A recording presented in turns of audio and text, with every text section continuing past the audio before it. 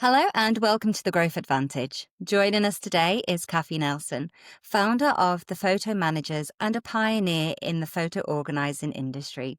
Cathi, welcome to the show. Yeah, thank you, Lisa. Glad to be here. Pleasure to have you.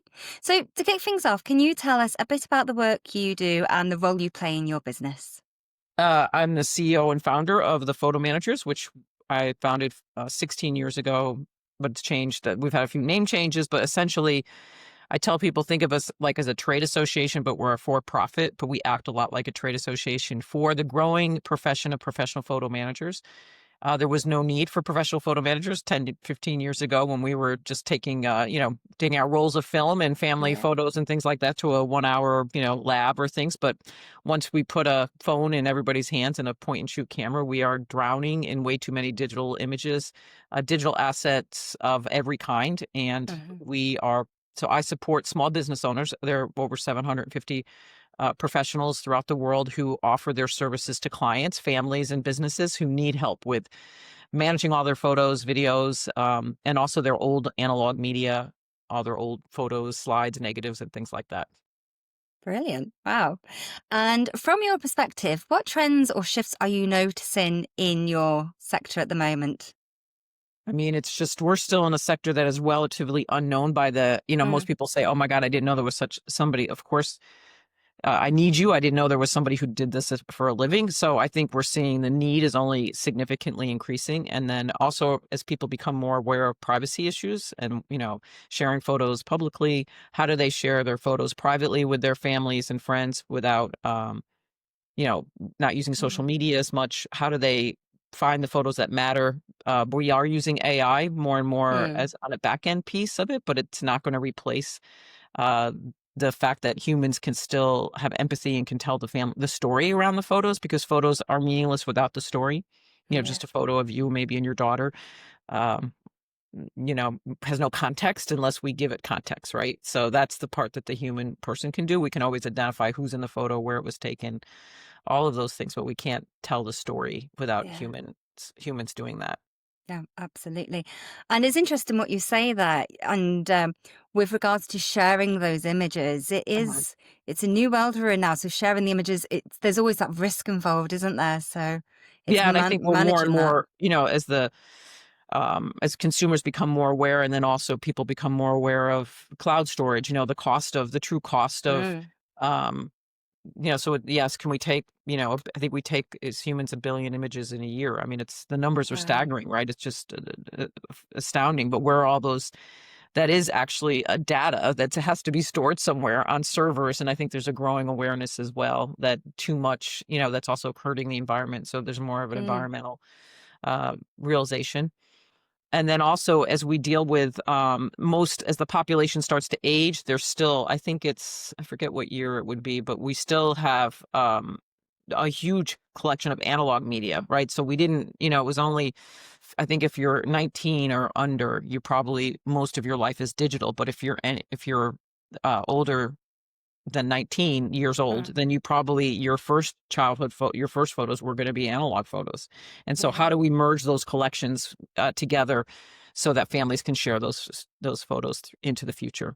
Yeah, definitely. Definitely. That's an interesting point. And are there any unique challenges that you're noticing in your space at the moment, or even unique advantages?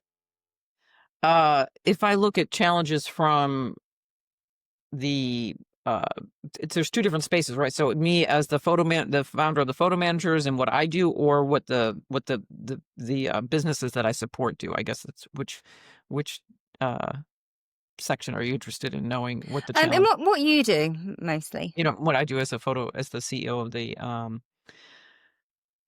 I think it's way that we find customers has changed. People are, we've always grown, I call it organically. So we work closely with other companies within the industry. So, for instance, there's a company called Photominer. There's Nix Play Digital Photo Frames, or all the companies that are out there in that are creating a product that the consumer uses, we are finding it's more effective for us to partner with them and bring really great content like webinars or podcasts and things to their audience, because then we're providing content that they don't have and we're building trust in a relationship. So I think the challenge in the marketing side of like getting the word about out who we are is always changing. That landscape changes all the time. So just trying to stay ahead of the curve and understand where the consumer is and what they're looking for and how we can reach them. Yeah, absolutely. That does actually bring me on to my next question as to how you approach your marketing. So it sounds like it is very much, as you say, doing things like podcasts and Yep, podcast blogging. We don't yeah. do a lot of paid advertising. We've dipped in and out of that, but it doesn't really. Ours is a long tail decision, so we're looking to people who are going to start a business and become an entrepreneur. So it's not a Mhm. we don't find that the person who makes a quick decision, isn't really that sticky, because this takes effort. So we track when they enter into our funnel and when they actually convert, and it can be 100 days. It can be significantly longer. So knowing that has been really important in how we Um, develop trust and over time. And so many people will say, "I've been following you for 2 to 3 years," or and then all of a sudden they make that decision that, okay, I'm ready for this now. okay, perfect. And how would you describe your competitive landscape? Fortunately, in a way, at this point, there is no real competitor. So Okay, I created the industry. There was no such thing as right. professional photo managers, technically that they are. And then we work really hard to ensure that that we provide great value. So we have certification. So we've kind of set the standard in the industry. There were no standards. So we're responsible for that. And then we work really hard to continue to foster a great sense of community. Our Hmm. two overall philosophies are rising tide lifts all boats, and we're collaborative, not competitive. That really makes a difference in the overall feeling of the community. And we constantly bring value to our members, so that I always say I don't want you to ever leave membership unless you decide you don't want to do this as a business anymore. But otherwise, there's no reason for us not to provide the value Mm, that you need to make sure that you stay yeah, part of the organization. brilliant. Sounds like you're a real leader in that space, which is great. Yeah, we've kind of defined it and created it, and now we continue to just. So we're fortunate, we're kind of ahead of the curve, but we definitely work hard to make sure that we stay that way. So Absolutely. Absolutely. It's so important. And how would you describe a typical day for me, for you? Yeah. um, that's a good question. Starting out, going through my emails, I have a team meeting. Well, I'm meeting with a woman after this call who is a professional genealogist. So we're finding that. So we look to bring quality training and education to our members all the time. So I'm always looking for experts. So we find a lot of our members, when they work with a family, the family makes the assumption that they know something about, genealogy. Like, what about all these old family photos? Our members aren't trained genealogists. So an example is I'll have a meeting with a woman and we may bring her on to do some in-depth workshops and things. So I'm always looking for synergy connections with people that can bring quality training. And then we have, team meetings, and I work with our partners. So a big part of our business are these partnership companies that are looking to have access to our members, because we're a great kind of feet on the ground in the consumer's home. So a lot of Hmm. startup software companies will find us and look to connect with our members to give them feedback on how their software is working and things. So I'll manage those pieces of the puzzle as well. Sounds busy then. It is busy. Yeah. Yeah, Yeah. sounds it. It is a lot. And what metrics or markers of success do you keep an eye on, whether it's client growth or impact or something else? I mean, every week I get a report from my bookkeeper about year to date growth, cost against client acquisition, churn rate, are we losing members? Are we adding members? What's our growth? Um, we have 4 revenue streams, so it's selling educational content course sales. So I get a report, how are we doing in that? How are we doing in event planning? Because we do a lot of events. So right now Hmm. we have a virtual conference in 2 weeks. So I'm actually just put together an incentive for my team to try and increase those numbers by giving them some financial incentive. So, we're looking at all the key metrics every week. Yeah, that was important too, definitely. And looking ahead, what's your goals for the next 12 months? I think to continue doing what we do better and better. I think we've added more members. We're continuing to bring quality education. We're um, planning our we just finished our in-person conference in San Diego. We'll be in Boston next year. Growing international. We do have an international community. We have a group in a great team of members in Europe, Australia.